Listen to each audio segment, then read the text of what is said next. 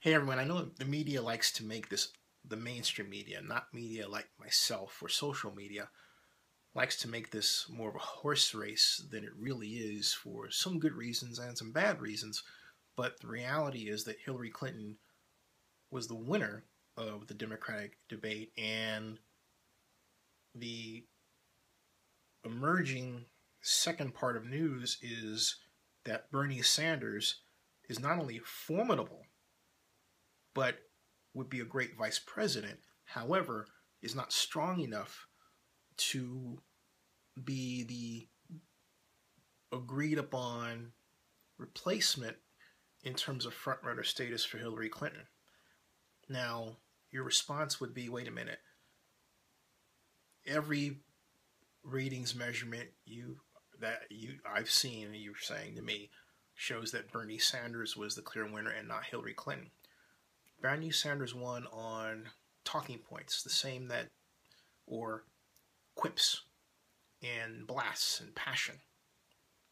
But there's one giant factor that has been almost engineered out of this, or as close to being engineered out of this as one could do, and that is the young woman vote was ignored. If you're a political observer like myself and a long-time political observer, you know as well as I do that young people come out to vote. We call them millennials now.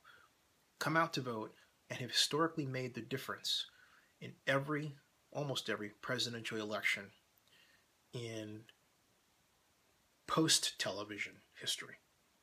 No, I said post-television history. It's a big deal. Let's take some examples. The young white male vote, the frat boy vote, if you will, put Ronald Reagan over the top in 1980. In 2008, it was young whites, male and female, and blacks and people of color that put Barack Obama over the top. 2012, it was more of the same. But 2016, you're going to have to add young women of all colors, like my mom, who is a staunch Hillary supporter, and those like myself who want to see America put a woman in as president. That is going to put Hillary over the top in a landslide. When you look at a focus group like the one on CNN or the one on Fox, notice the apparent age of many of the people in the room.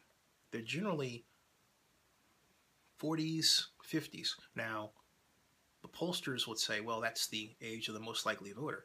But you and I both know that only applies in the case of a midterm election. In other words, midterm elections, far less exciting than presidential elections, only bring out people like, again, you and I, political junkies, people who pay attention, people who want to make our voices count. We vote. But the casual observer, the fringe voter, is more likely to sit on the sidelines for a midterm election, and that is where the term most likely voter applies, but not during a presidential election. And don't you think it's interesting that the vast majority of polls don't measure the least likely voter?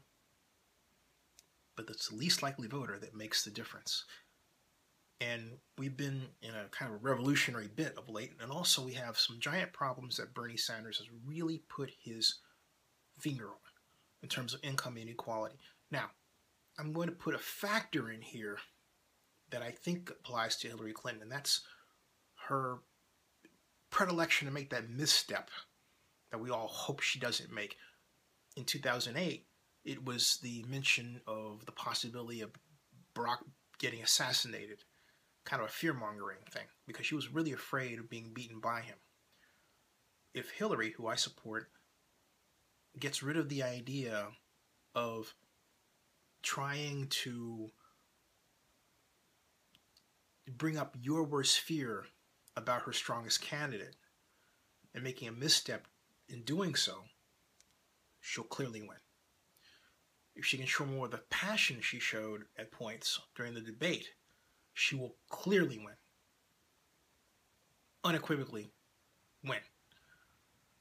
Right now, on paper, it might look like Sanders is stronger, but the reality, you and I both know, her fate and his fate and our fate rests with the least likely voter, and they're more likely to pick Hillary Clinton.